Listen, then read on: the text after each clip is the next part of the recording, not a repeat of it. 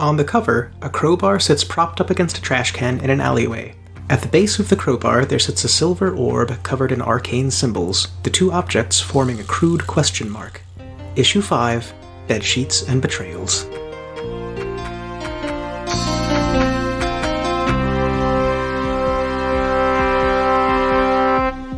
It has been about a week since the encounter with Overclock at the Phoenix Institute. The first page of this issue is actually the exterior of the abandoned house that Piero has been kind of squatting in.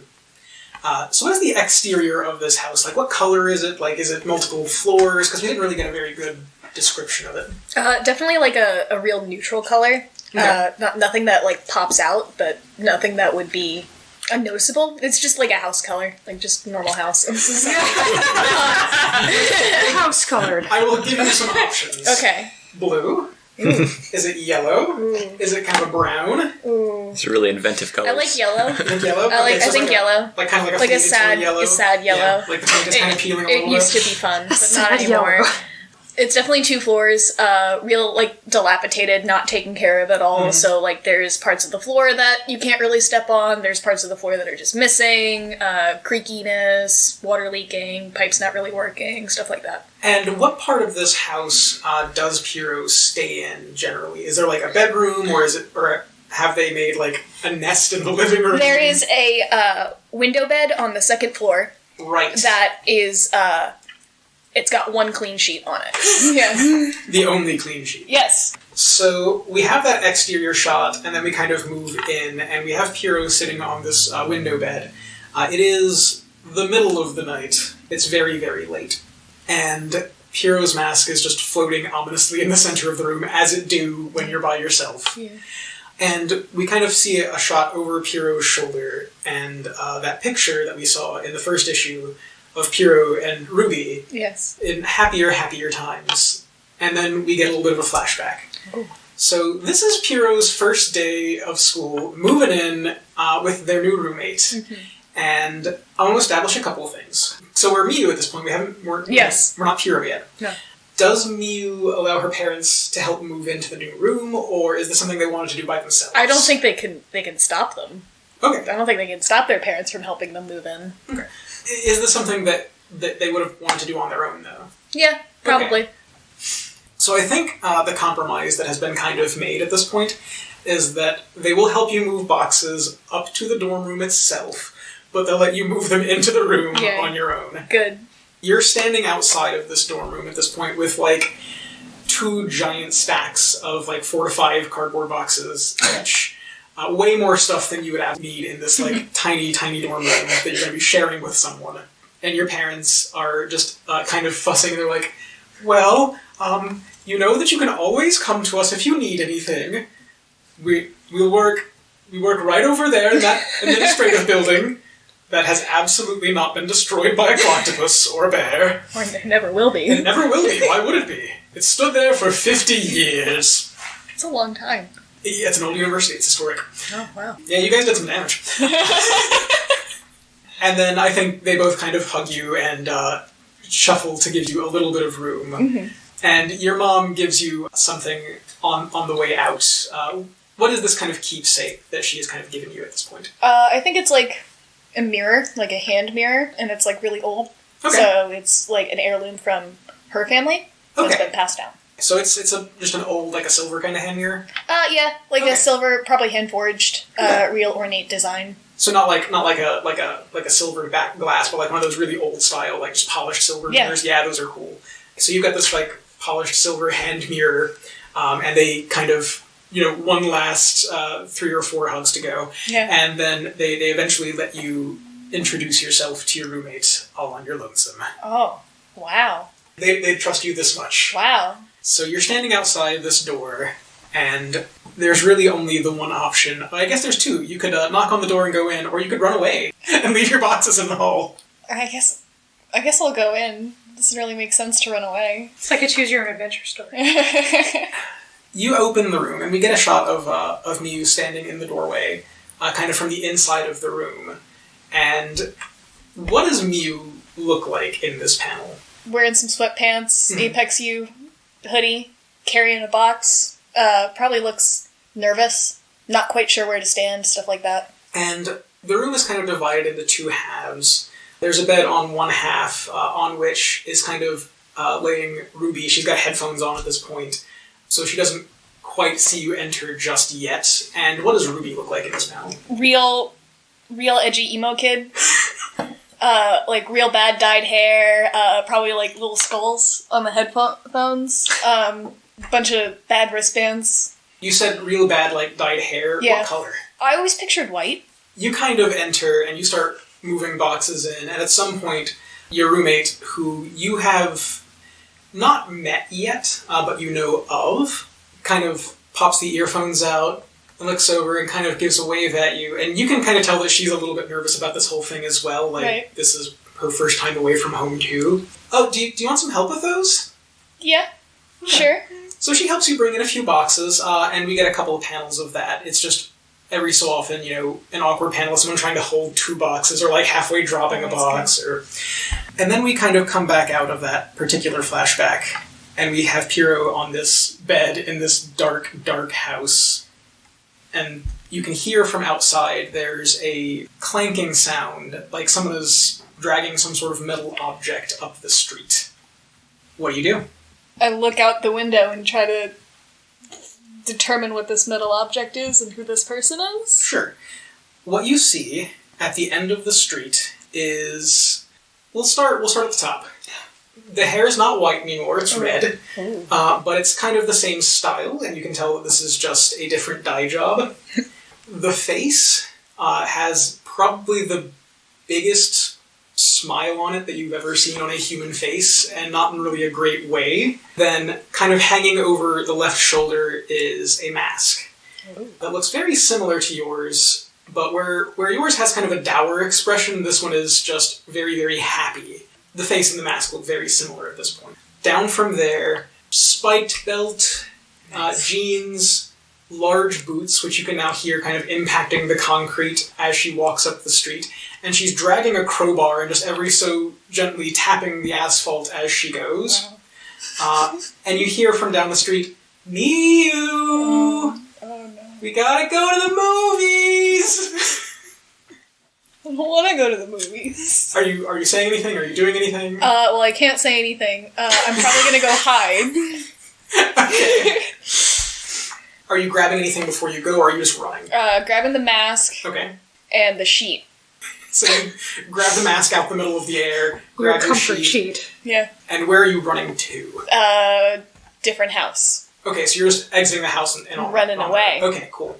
I think as you exit this house, I would assume out the back door. Yeah. You can kind of hear Ruby up the street. If you don't come out to the movies with me, I'm gonna get angry! And you can just hear this, like, tapping of this crowbar start to kind of, like, increase in frequency. Oh, no. And she's starting to kind of, like, jog a little bit down the road, directly towards the house you were in. Ooh. You are now out the back door, and you can see her, but you don't know whether she's seen you yet. Okay. What do?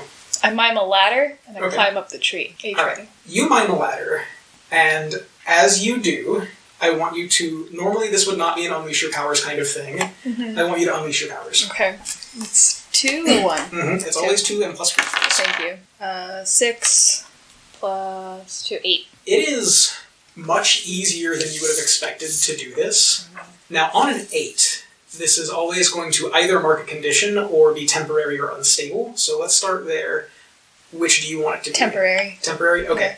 You're halfway up the tree, and you feel the ladder giving way, and you just kind of grab a branch. So you're still up here, but it was very, very easy to make this ladder happen, but it was just gone in a flash. Oh. So you're now hanging from a limb, and you can see at this point that Ruby has laid eyes on you. Oh no. And she goes, "You're not dressed for the movies!" These are my only clothes. We'll get you some more. And she looks over at the house that you're hanging on a tree next to, and you can see there's kind of a light on. I bet they've got some. And she starts heading towards the house. Oh no. I follow her. Sure. Are you going to try and stop her or do anything? Or Yeah, I'll throw the sheet at her. Okay, so you throw a sheet at her? Yeah. Alright. Are you, like, just over like a... Yeah, sure, why not? Okay. So you throw the sheet over, and she actually stops moving. Okay, like a cat. Yeah, like a pigeon. Yeah. Like, she just stops moving for a second. What is this game? Where's Mew?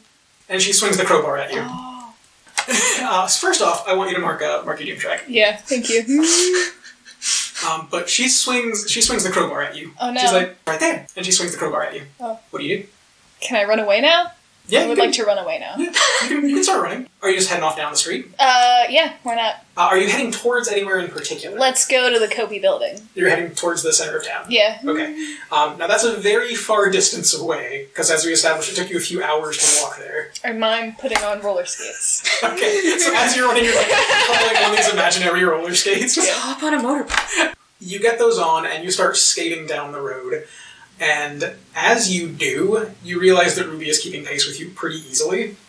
She's just at a light jog as you're skating down the road, and she kind of looks over at you. Why aren't you wearing your mask? And then you hear another voice from her shoulder. Really? Why aren't you wearing your mask? I start skating faster.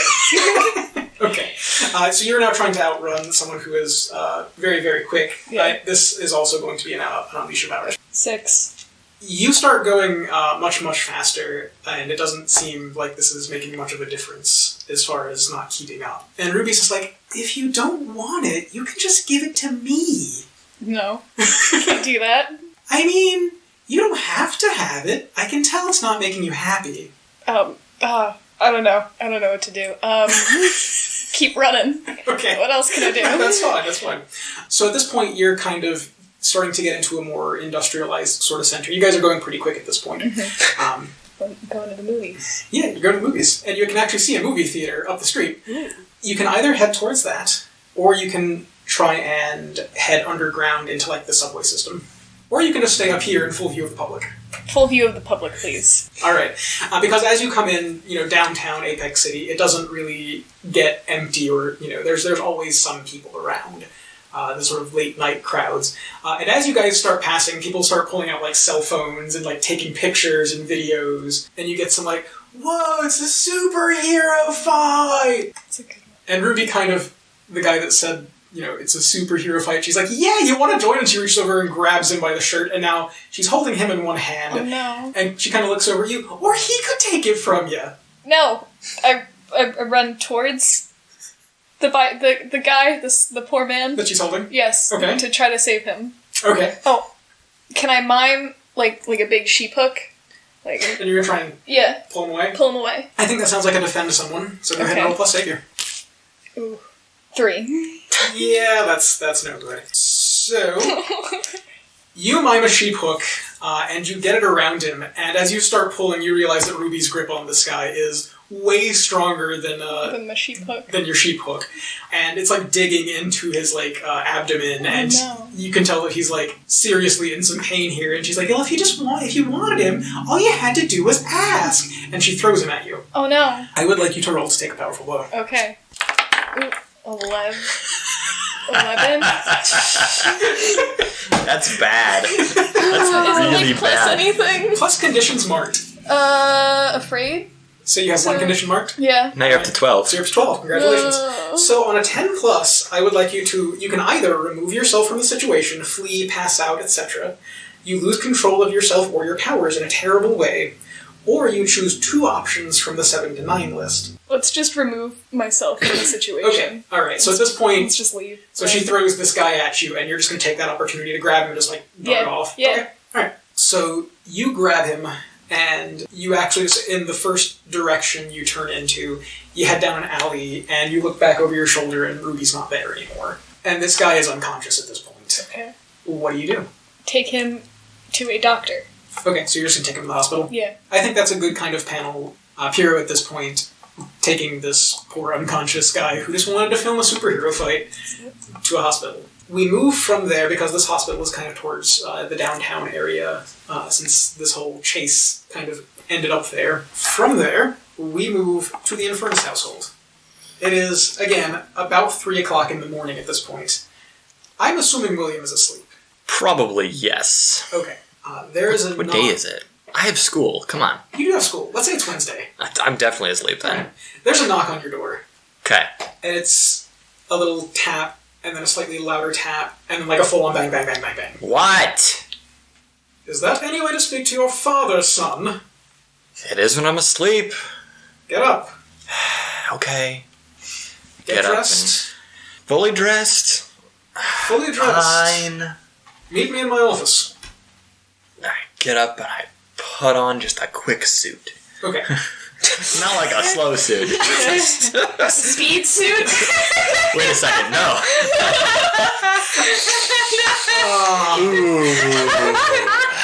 Fair enough.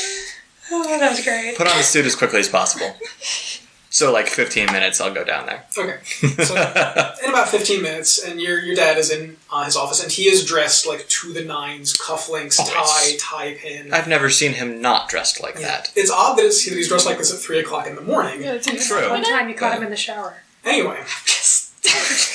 So as you come in, there's 2 small boxes, and that letter that he was writing last time you were in here is now in an envelope on top of those 2 boxes. And he has laid out a circle of 5 candles in the middle of the floor, inside of which he is standing. Remember when I said that perhaps we should include you more in the family business? It's pretty burned into my memory, yeah. Welcome to the family business, son. Take a box, and take a seat inside the circle. Is he also inside the circle? Oh yeah. Okay. Alright. I just wasn't sure how big this circle was. Okay. I'll do that. Are you sure? Are you sure? I have no reason to distrust my father. Oh, I can think of like a million reasons to distrust your father. You're not here. I'm saying. So these 2 boxes, one of them is a very rich, like mahogany kind of wood, and the other one is steel. Which one are you taking? Mahogany. Okay. So you pick that one up. Your dad reaches over and picks up the steel box and the envelope and sticks the envelope inside his kind of coat pocket, and then stands in the middle. We're going to go meet some family friends, son. I expect that you will comport yourself tastefully. I kind of rub my hands over my face, trying to wake up a little, slap the cheeks a few times, and go, okay. Wonderful. And your father's eyes, you haven't seen him, you know he has powers like yours, but you haven't seen them very often. Right. They blaze, and the candles just flare about 3 feet in the air, and suddenly you are somewhere else. You're not sure where this is. It's an interior. It's pretty richly appointed. It almost looks like an old businessman's club room. There's a big round table in the middle, and there are 4 other people in this room with the 2 of you.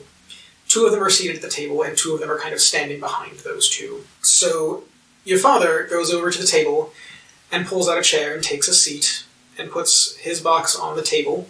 To his left, kind of across the table, there is a fellow in really gaudy robes. When you think evil sorcerer, that's what you see. Okay. You can't tell much about his facial features because his entire face is painted in like black and white grease paint like a skull. And like his this guy eyes already. are glowing a little soft and white. Behind him is a young lady, you would guess maybe your age, very similarly dressed. She's in a black, not quite as ornate robe that covers, head to foot, and her face is painted in that same kind of like skull motif. Okay. Her eyes are not glowing, though. And then to his right, there's an older woman. She looks like in her mid-80s. She's very, very wrinkled. Her hair is kind of sparse, but it is still very dark black. And she's wearing rings on every finger. And behind her is standing what you can only describe as a ninja. There's a guy dressed like a ninja with a sword on each shoulder. What a poser. Okay. And your father greets each of them. He turns towards the man, Diviner, and he turns towards the woman, Auntie. And they each kind of bow a little bit to him, and he holds out his hands. And each one of them hands him a small glass vial with a glowing blue liquid inside. Okay. He takes these and he sticks them in his front coat pocket and then takes the letter and hands it to the older one. And the man in the evil sorcerer robes, why must this meeting happen at this ungodly hour? Do you know what time it is in Bali? And your father looks at him, I don't frankly care. And the young woman behind him kind of curtsies a little bit towards you. She seems to be giving you the eye. The eye. Yes, she's definitely like sizing you up. That makes sense. Yeah. I thought it was an eye. Like an actual, yeah. Shall we introduce our proteges? And the older woman begins. Of course. Then she looks over to you. William, dear, I've heard so much about you. I'm so pleased to finally meet you. You can call me your auntie. And then she looks over. This is my nephew, Nightshade. Nightshade. And the ninja just kind of nods silently at you. Oh, the ninja's name is Nightshade, or Yes. is it the sorcerer's name No, is no. Nightshade? Okay. The ninja's name is Nightshade. The ninja's name is Nightshade. She's his auntie, and that's her nephew, Nightshade. Good to meet you. And then the other one goes, Yes, fine. You may call me Diviner. This is my protege, Deborah. It's good thing we're not there. And she kind of smiles a little bit. Good to meet you guys as well. And your father goes, Yes. Wonderful. Now, I believe we have a few things to discuss, and he opens the steel box and takes out of it a silver orb. It's about the size of a billiard ball, and it's got arcane symbols kind of all around it. Awesome. The other two pull one of those things out of their robes, and the other two, Diviner shakes his head. It was too well guarded. I was unable to procure it. And your father just stares at him, and you can see the little pinpoints of light in his eyes. He looks over, Auntie Toxin, and she says, I believe I know where it is, and I have measures in place to acquire it. Wonderful. Well, let us discuss, and the proteges can retire to the sitting room. Auntie nods, and Nightshade turns to walk through a door and beckons the other two of you to come along. Kind of glance at my father. Am I still holding the box? Is it on the table? Or No, you're still holding it. I guess I'm taking the box with me now. I don't know what He to do with hasn't it. told you anything to do with it. I'm going to take the box with me then and Sure. walk out. Sure. And then behind you, Deborah walks into a room just off the side from this one. When the door shuts, all sound from the previous room just ceases, almost as if by magic. Shock. Just No. really good soundproofing. Right? Not everything has to be magic. And you find yourself in a very similar but slightly smaller sitting room. And you are somewhat surprised to see that Eric is actually in here, your brother Eric. Great. And he is reading out of some sort of big leather-bound book. He looks like he's about to pass out, but as you three enter, he Wait. kind of... Like, from sleepiness? Or Yeah. Okay. Or from magic. I didn't know if he's like pale and dying. Look out. No. He's Okay. He's just bored. Thank you. And as you guys enter, he looks up at you and just kind of shuts the book and he goes, who invited you? Father, of course. Look, I don't know what you think this means, but you're just an errand boy, alright? And it's too late for this. I can't even. And he stands up and he looks over at Nightshade. Come on, let's go have some fun. And the two of them open the door that you just came through, and it's a city street, and the two of them walk out onto that and close the door behind them. Like a daytime city street or a nighttime? Evening, so definitely a different part of the world than you're in. Okay. Um, I was in. Than you was in, yes. Was it? Leaving you alone with Deborah, who at this point is just kind of wide-eyed, staring back and forth between the closed door and you. She goes, hello? How's it going there, Debbie D? How'd you know my last name? Just pure instinct. Wow. Magic. It's one of your powers. Name knowing. It's a power. I feel like your name is Jeffrey. Oh my god! Sorry. Sorry. It's okay. How's it going there? Did you need something? And she kind of puts her hands together. Like, I thought it was very rude of him to talk to you that way. Who, Eric? Yeah. Yeah? Is that... I know you had a brother. Is that him? Yes. Wow. And she looks at you. Yeah, well, that's you just definitely- amazing. You definitely got the better part of that. Better part of what? Just all of that. And she kind of like motions towards all of you. Huh. Turn around. So The power of seduction. So this goes on for probably a good 5-10 minutes. Debbie is awkwardly hitting on you. I got that, yeah. Yeah. Just to state that, in case anyone didn't read the subtlety in the room. And after about 5 or 10 minutes, there's a knock on the door and then it opens. And your father motions towards you. Come along, son. Business is over. And you look in the room and you can see Auntie Toxin, and the other seat has the robe that Diviner was in on it, but no Diviner. That seems, interesting. And Okay. Debbie kind of looks in and he goes, "Oh no." Your father looks back over your shoulder. "Don't worry, young Deborah. I've arranged for everything to be taken care of." And then he turns to you. "My apologies for taking you out of bed in the middle of the night, but I did want you to be... I want to bring you more into the fold, son. I understand that I haven't given you quite as much responsibility as perhaps you can handle." I'm a pretty responsible kid. "I Wait. can see that." He brings you back over to where you entered the room, and kind of similarly to last time, his eyes sort of flare up, and you're back in his office. And he, I'm still holding this yeah, and box. he holds out a hand for it. What was the point of the box? "I wanted to keep your hands busy." And he puts it on the table. Also... Really? Because that's what Deborah wanted as well. He holds up a hand. "Also," and he opens the box, and there's one of those little silver orbs inside. Let me guess. That's the one that Diviner was supposed to get. And he just smiles at you. "Sometimes, son, you have to prune your organization." But did we have to actually bring it within 3 feet of him just for that? If he couldn't sense it was there, he was a shit magician, wasn't he? It's a pretty good point. "I'll see you in the morning, son." Night, Dad. So you Man, head I off love back. your dad.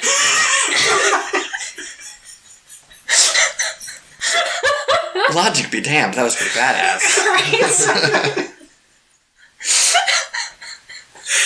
So you head back to sleep. Nah, I'm gonna check Twitter first and Okay. see all these posts about a random roller skating superhero going through the city Sure, and go, you- what were you doing? Sure, you check Twitter. There's, at this point, not a whole lot up. You do see that there was apparently some sort of superhero altercation downtown Apex City, but there's not a whole lot of detail about what it is. Someone was taking pictures or video, come on. The police actually still have that area cordoned off. Alright. She's scary. What do you want? I want to meet this super edgy chick, that's what I'm all about.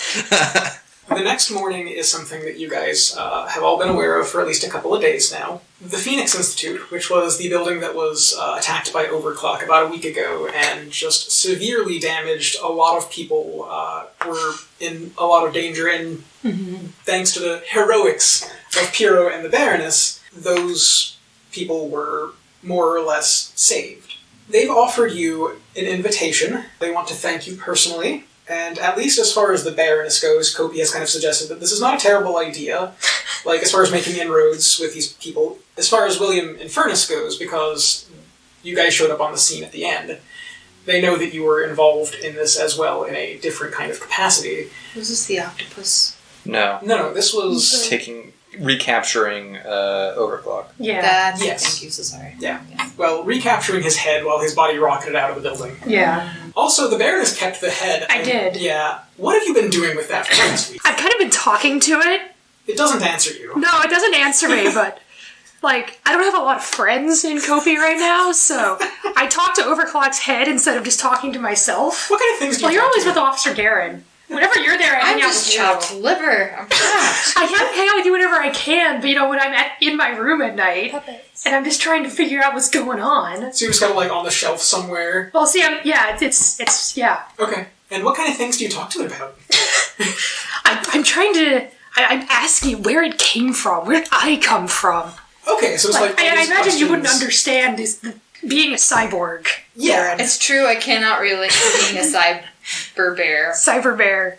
But... Cyber? Cyber. So all four of you have an invitation to this, and we have the next couple of panels of this comic book are the four of you sitting awkwardly in the basically waiting room at the Phoenix Institute, which is very much like a hospital waiting room, just So...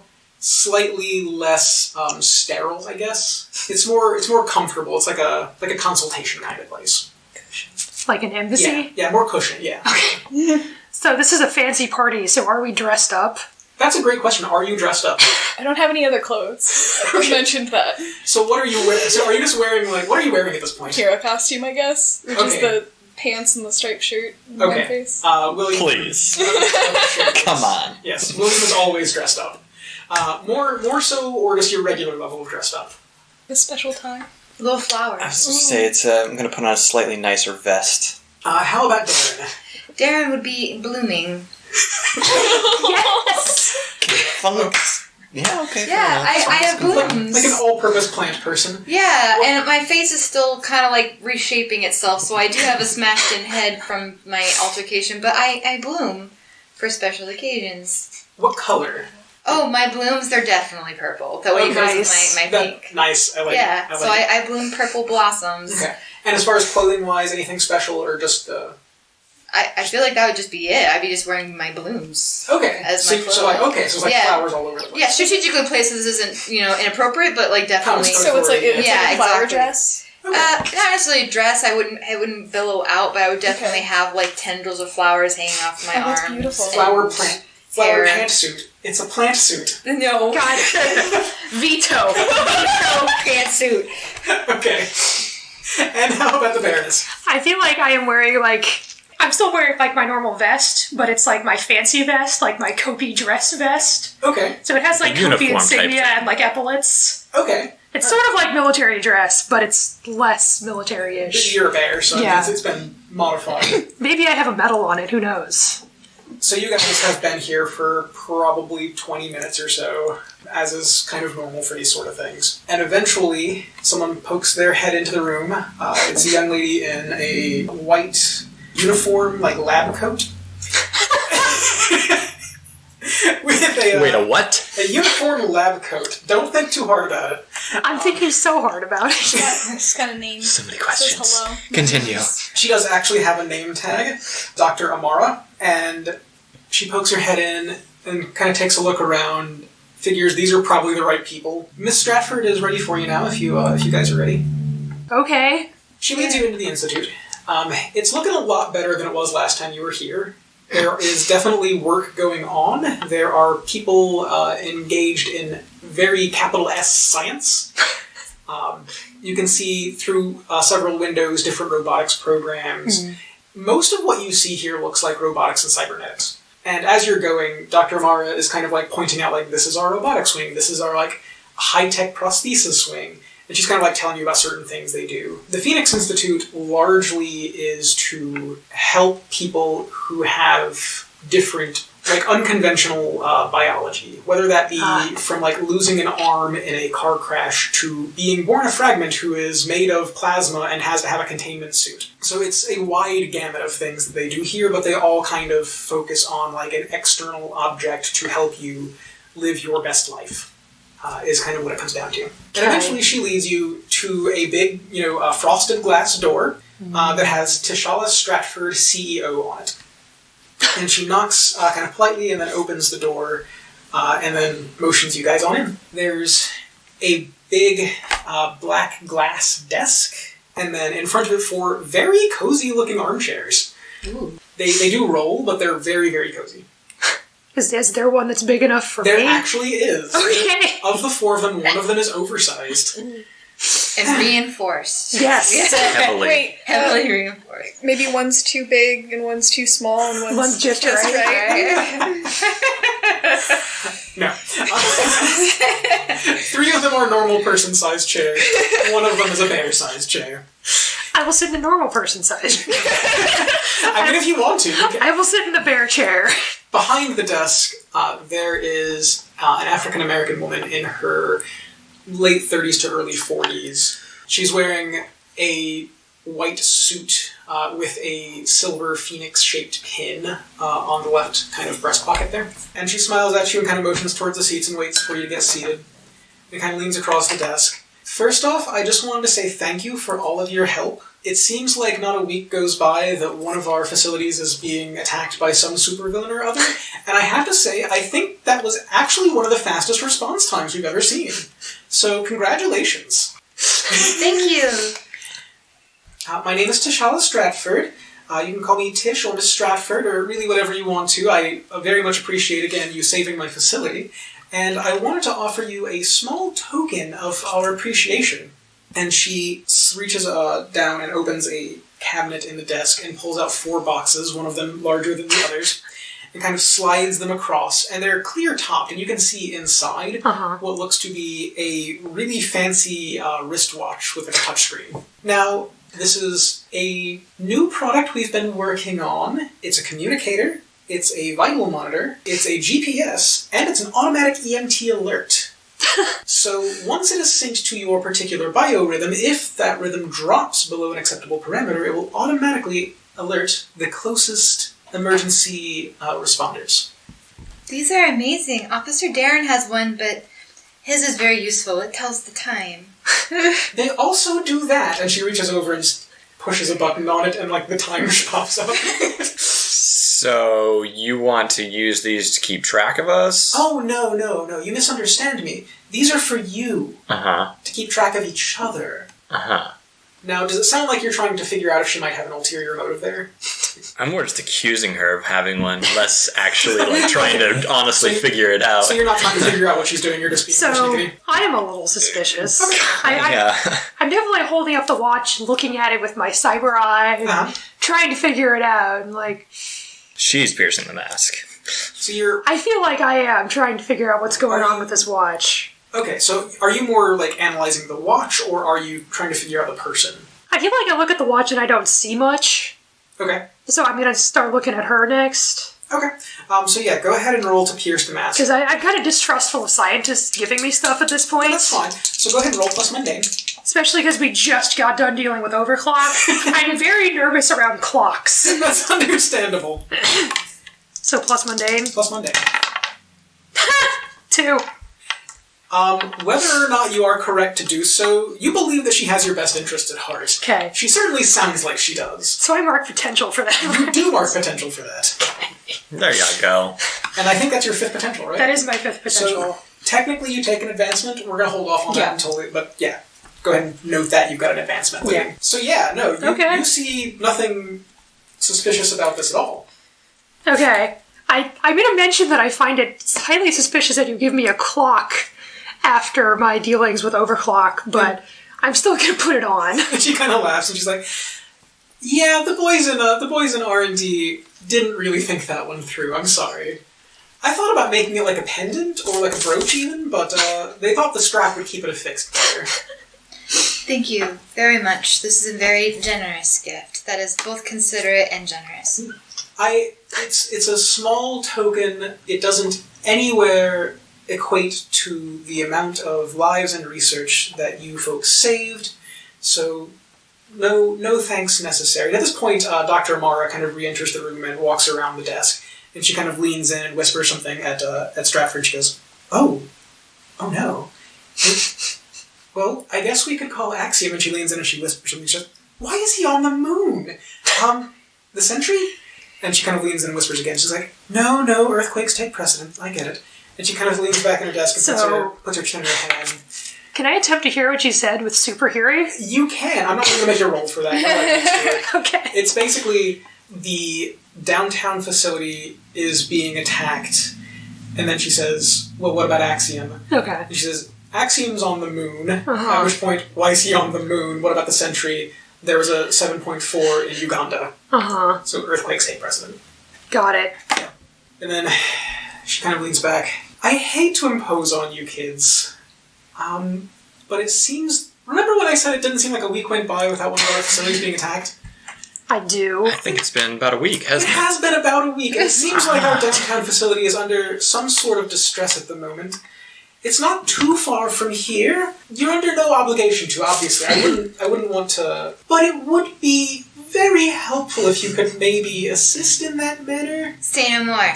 We're on the case. And I start ripping off the blossoms. Action! Like, this is no longer party attire. I was going to put it to a vote, but I'm with Darren. Alright, so that's kind of our last couple of panels of that particular issue, is you guys exiting the Phoenix Institute and heading towards the downtown installment. And what you see when you get there is actually our last panel, because you're kind of coming up on this square, and it's cordoned off. There's 5 or 6 police cruisers out here at this point. There's a guy with a bullhorn, kind of, who seems to have been doing some sort of negotiating, and as you enter on the scene, they just kind of step back a little bit, and you can see there's a big hole in the front of this place, and there is a large, what looks to be high-tech vault being carried physically by a guy in a giant, like, wrestling unitard and a black domino mask. Oh, dang it. And it's got a bullet on the front. And there's a big caption underneath that says, "Bulletproof."